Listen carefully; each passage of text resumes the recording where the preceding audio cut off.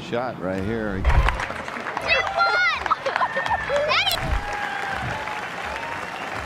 Bethpage Black, 2009. The air thick with rain and disbelief. A quiet, unassuming golfer named Lucas Glover had just beaten Phil Mickelson, David Duval, and Ricky Barnes to win the US Open. For a moment, he was on top of the golfing world. And then he vanished.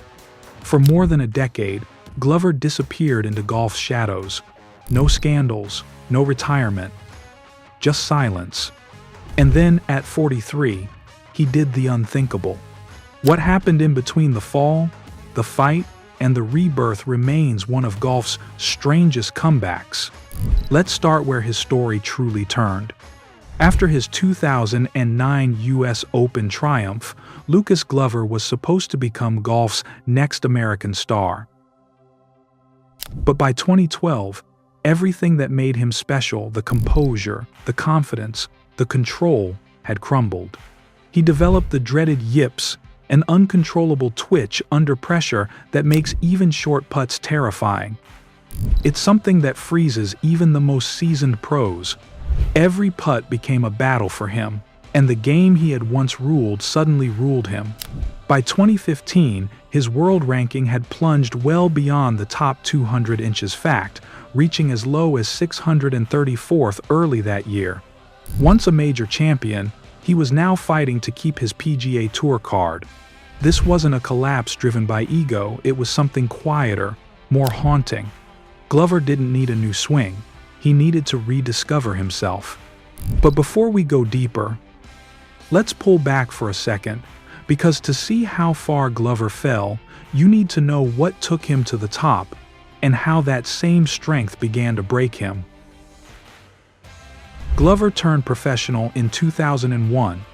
Like most young pros, he spent 2 grueling years grinding on the nationwide tour, where golf feels more like survival than sport. Then came 2003, the year everything clicked. He won the Gila River Classic, finished 17th on the money list, and earned his PGA Tour card. It wasn't luck. It was years of consistency finally paying off. From his first tee shot on tour, Glover looked different. No swagger, no theatrics, just cold efficiency. Analysts began calling him a technician, a player who dissected golf courses instead of attacking them. By 2005, just his second year on tour, Glover claimed his first victory at the Funai Classic at Disney. He finished that season with more than $2 million in earnings and a growing reputation as one of the game's cleanest ball strikers. You could feel it, this wasn't a one-hit wonder.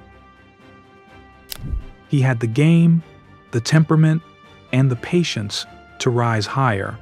But what no one saw coming was how fragile greatness can be. The perfect storm was waiting. The 2009 US Open. Bethpage Black is brutal, long, wet, and designed to break players. That week, torrential rain delayed rounds and tested patience. Tiger Woods hovered near the top. Mickelson chased history, and David Duval was chasing redemption. But when the final putt dropped, it was Lucas Glover, ranked 71st in the world, who stood above them all. He had held off Mickelson, Duval, and Ricky Barnes to win by 2 shots. His calm under chaos was remarkable. A major champion at 29. The golf world called it the start of a new era. They couldn't have been more wrong. It was the peak before a long fall. In 2011, Glover added the Wells Fargo Championship to his resume. But after this, everything would change. This would be his last win for a decade. The years that followed were brutal. The yips tightened their grip. His putting stroke looked robotic. His confidence shattered. He slipped down leaderboards, missed cuts, and lost exemptions. From 2012 to 2020, he hovered between mediocrity and survival. Amidst all this, in 2018, things got worse. A domestic dispute involving his wife, Krista, made headlines during a tournament week. It was humiliating, deeply personal, and public. But even then, he kept showing up grinding on driving ranges, searching for answers no coach could give him. The fire was still there. It was just buried beneath the fear. Then came a ray of hope. 10 years since his last win, Glover arrived at the 2021 John Deere Classic, carrying more doubt than momentum. The question wasn't if he could win again, it was whether he'd ever even come close. Sunday came, and the leaderboard was tight. Glover was chasing, not leading. What happened next caught everyone off guard. Glover closed with a Sunday 64 to win his first PGA Tour event in a decade. It was cathartic proof he could still win. Yet, he knew it wasn't a full comeback. His putting was still shaky, his confidence fragile. Still, it planted something in him. Belief. A reminder that the man who once conquered Bethpage wasn't gone. The true turning point came in 2023. By then, his patience had run out. Glover had one choice left: reinvent or disappear.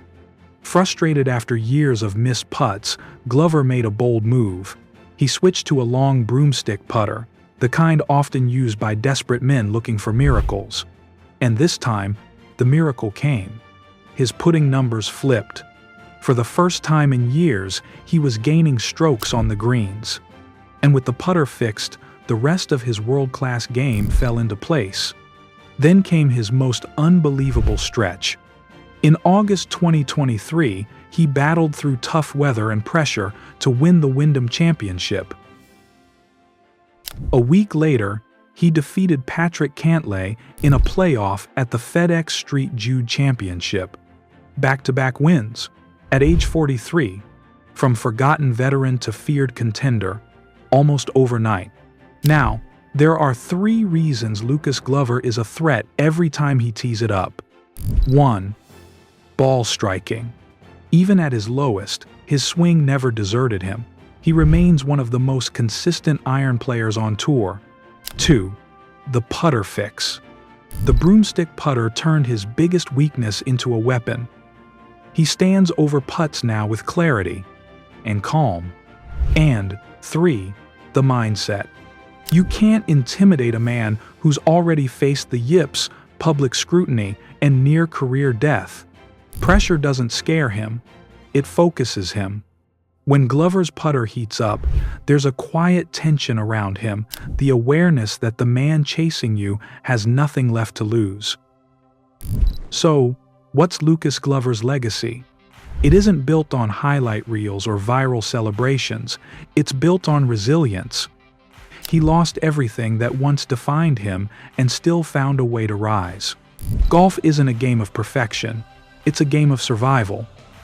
And Lucas Glover has survived it all. At 43, he's not supposed to be a threat, but he is.